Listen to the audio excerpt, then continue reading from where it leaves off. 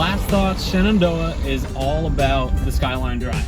That's pretty much it. You can walk for maybe, you know, half a mile to go see something else, a little waterfall, something like that, but it's all about the drive, and it was designed for people in the 30s from the East Coast to have a great way to go out and experience nature. Yeah. That's about it. Yeah, it was interesting. There's a ton of pull-offs, so you don't have to worry about like missing a view. So it's cool. There's like 79. Is there? Yeah. Wow. Yeah, and I mean the sky.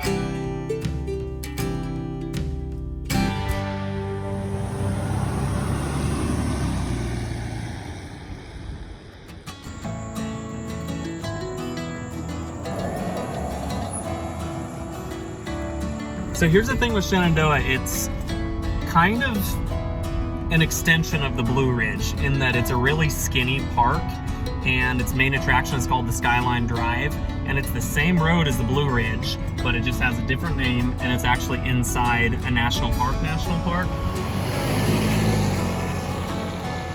So both Great Smoky Mountains and Shenandoah are of the same era in the national park history, and it had to do with providing a national park around the southeastern United States because there's a lot of population here, and the service wanted to diversify.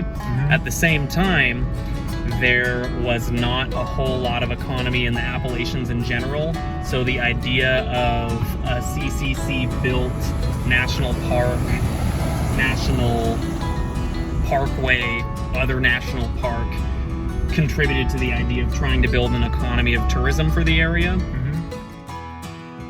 A lot of our family trees were very straight and narrow, and the Blue Ridge Parkway and Skyline Drive helped us branch out and diversify our bloodlines a little. It literally had information about that in the pamphlet. It's interesting that this far south in the park, you can actually see gates for people's private land that still exists because the park is so skinny, you know? Yeah.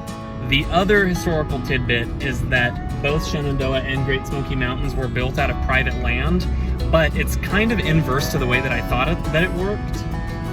The federal government received the land after the federal government decided that it was going to be a national park, but Congress disallowed any federal funds to buy the land. So essentially the United States government made a national park and then required the state of Virginia to accumulate all the land to either buy it from the owners or use eminent domain before it was fully handed over to the U.S. government. Interesting. Well, what do I think so far of Shenandoah National Park? Blue Ridge Parkway was much prettier.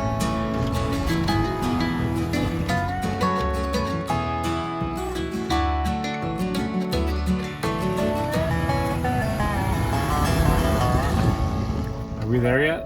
Oh, I mean, yeah, it's pretty much the same as all the other ones. You get a little extra sun color here now the sun's going down, but yeah.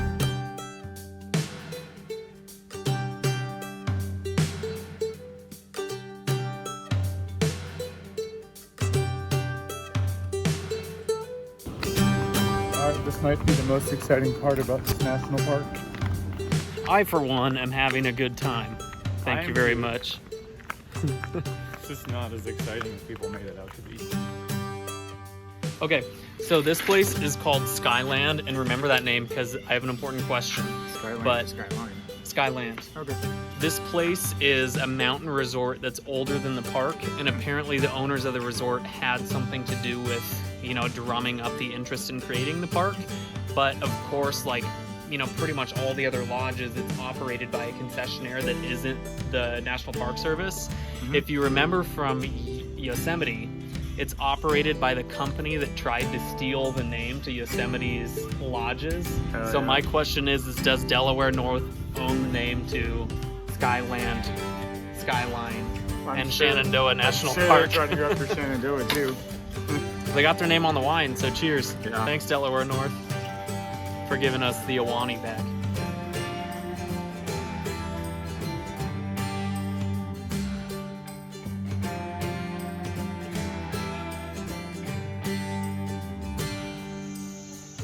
Okay, you know the Shenandoah song? It's it's like something, something, something, you're rolling river. Well, here's the thing. The national park doesn't have a river in it at all. So good morning from George Washington National Forest. Check this bad boy out. This is the Shenandoah River. Honestly, I don't really know if Shenandoah is supposed to be the river or is supposed to be the Skyline Drive, but regardless, we get both. And surprise, surprise, we camped for free. So amazing to know that this far east, only about an hour and a half from Washington, D.C., you can camp in public land, just like we were doing on the west. So, all right, last thoughts. Shenandoah is all about the Skyline Drive.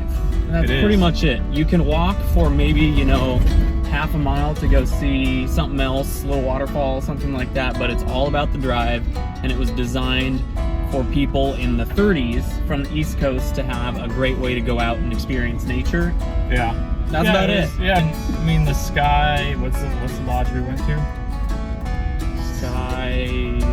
Sky Blank Lodge. Living Sky, yeah. Anyways, it was a cool place. I mean, those are honestly... I can't say the name because Delaware North stole it. Yeah. And even though Shenandoah and the Blue Ridge and Great Smoky Mountains were kind of latecomer to the national park idea, it really is important from an historical standpoint to have a park on the East Coast and allow people to be able to go and enjoy recreation. And I think that totally contributes to the idea of what a national park is. It's still pretty cool they have it to, you know, drive an hour and a half from DC and Peter. All right, on the road. Do you want to go on the Blue Ridge Parkway? No. All right. We're good. It's Friday afternoon of Labor Day weekend, so we're in a line of cars here, you know, headed to the 3 different campsites to see what we can find. Yeah, I know camping, but West Virginia's really been pretty though. Especially the architecture. Yeah.